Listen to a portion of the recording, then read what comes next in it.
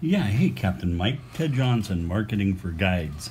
I want to thank you so much for letting me put together this web analysis for you.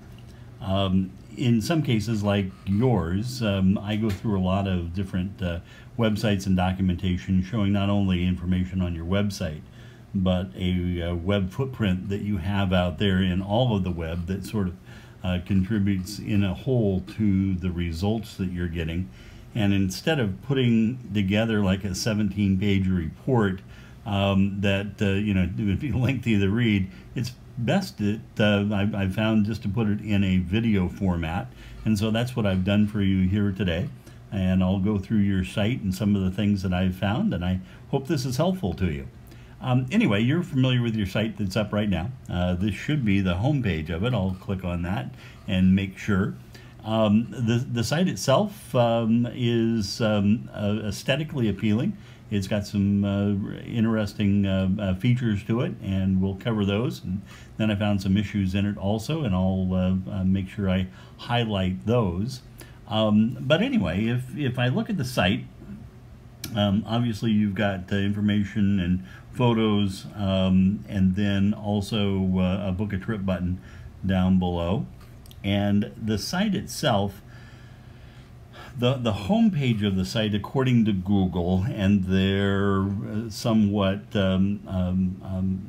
fuzzy guidelines, is that they're looking for about 1,200 words on a home page for it to be relevant for Google to present that with a higher ranking. And your home page has, gosh, I don't think it has more than maybe 500 words on it, something like that. And so it used to be that Google was looking for about 600 words, but that doubled in the last year.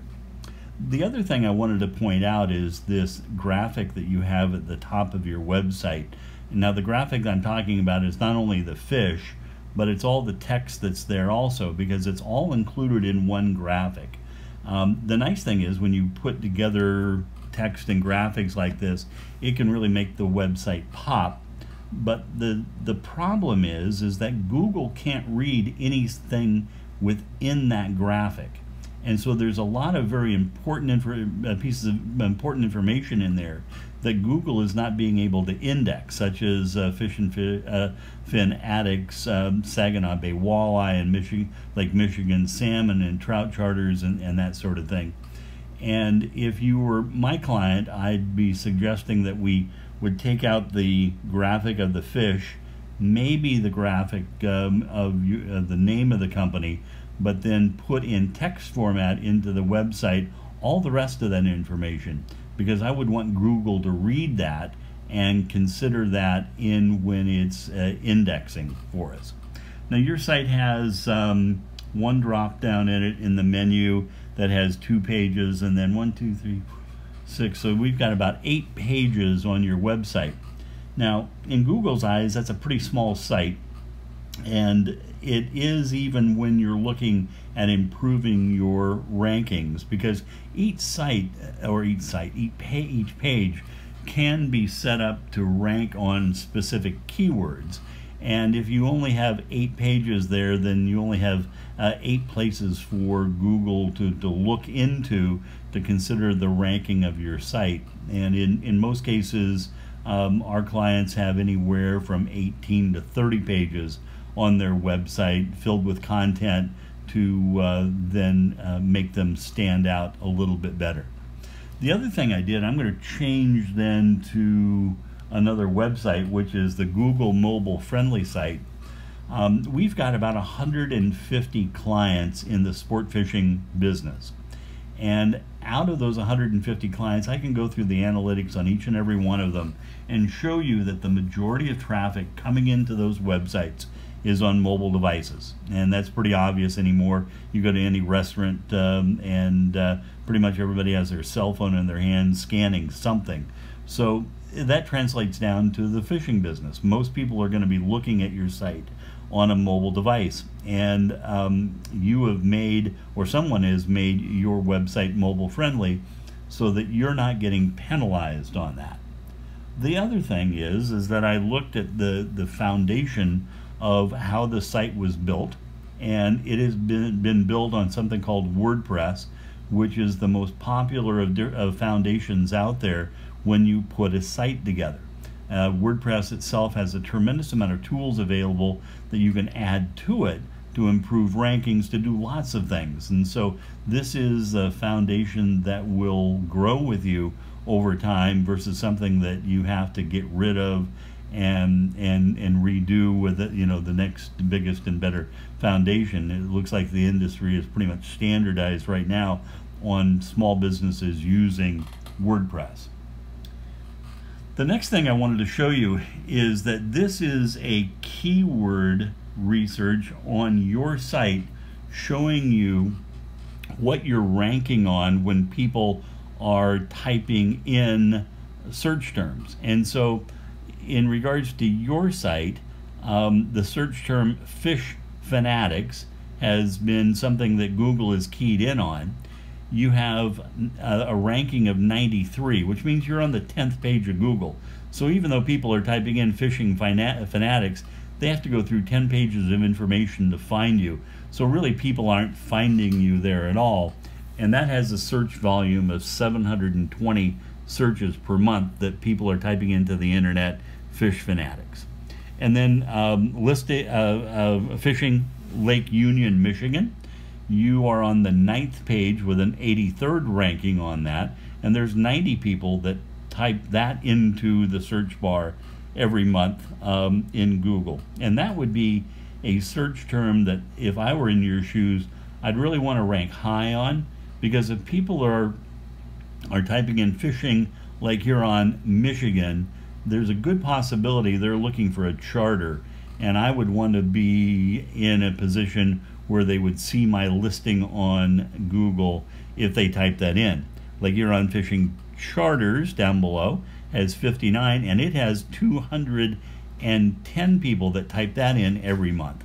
Now, the odds are that if somebody types in Lake Huron Fishing Charters, they're looking for somebody like you. So all 210 of those sets of eyeballs, right, if you could get on the first page of Google listing on that, you would have a pretty good chance of increasing the amount of bookings that you're getting if you could capture a first page ranking on that keyword. Now I can go all the way down, and you've got 22 different keywords that you're being ranked on. Most of my clients are being ranked on anywhere between 200 and 300 keywords, just because of exponentially how we set up the site and the different factors that we put into it. But the one thing that I wanted to point out is this ranking. You're looking for a ranking of between 1 and 10 to have any sort of shot at getting somebody to find you and then clicking on your site. And the best, it looks like the best ranking is on your name, all right? Because you're on the 3rd page, meaning you're the 21st listing, and there's 10 people that type your name into the internet each and every month. So that's cool. They can find you if they type in your website address. But these would be people that would be typing keywords in that don't know you, but you provide a charter in that area and that sort of thing. The other thing I wanted to bring up was doing a Google search on, and I'm going to slaughter the name of the town, I think it's Manatee Fishing Charters. And if you scroll down past the ads, the first thing that comes up is this map. Now, there are 3 businesses listed below the map, and that's called the 3-pack in my world. And these listings are not based on how good of a job the website is doing at ranking. This has to do with the Google business setup that's been done. Now, you're not listed there. They only list 3 businesses, but you can click this down arrow here, and it brings up more businesses. Now, if I scroll on down, you're down here somewhere. There we go, Fishing finnAtics. And you have a 5-star rating, but you only have 1 review. So if I was somebody looking for a fishing charter and I didn't know or have any connections, I'd see Riverside Charters, and they have 8 reviews with a 4.4 ranking. Here's Class Act with also 8 reviews. They have a 5-star ranking. And so, you know, at this point, then I'd scroll down here. Here's Keep It Real Fishing Charters with 30 reviews and with a 5-star ranking average. And again, I'm going to probably, as a consumer, look at those reviews, and I probably call the people with more reviews and a 5-star ranking versus someone that just has 1 review. You might get a call from that, but probably not. So again, this would be something that you would want to improve on, is this Google business ranking that your site is tied into. The other thing I wanted to look at real quick was your Facebook account, and it sure looks like you have more fun than I do. I get to look at pictures of fish all day, and you get to be out there catching them, and I get out every once in a while. So I love the fish. That's my hobby. But anyway, if I scroll on through, you do a pretty good job of posting to the internet your catches and your family photos. You have a nice video down here of you on the dock talking with your wife about, and then talking to the audience about fishing is coming up and that sort of thing. And this is really good to do. It's linked back over to your site, so I commend you for doing this. Don't stop. In fact, if you can improve the number of posts that you do on a weekly basis, that would even help you more. And that's about it. At this point, I'd like to sort of throw my hat in the ring with being part of the industry. All I do is work with people in the sports fishing and hunting business, and I understand the business very, very well in many aspects. But the thing I understand is that your website needs to put people in the seats of your boat. And there are things that can be done to the website where it can convert more visitors to people that are contacting you if you follow some different precepts that we put together. And so if you would like us to have a discussion maybe about some of the things that we could do to help you do a facelift on this site, it wouldn't be a cost to you. It would be an investment, because I think the things that we could do to the site would improve your amount of people that are calling you and booking trips and that sort of thing. It isn't snake oil. It doesn't happen overnight. Nobody can sit there and tell you that I can get you on the first page of Google and do that in a couple days. You know, people tell you that all day long, but it doesn't happen. It's a fermenting process. You have to make changes to the site, and then you have to let Google index it and that sort of thing.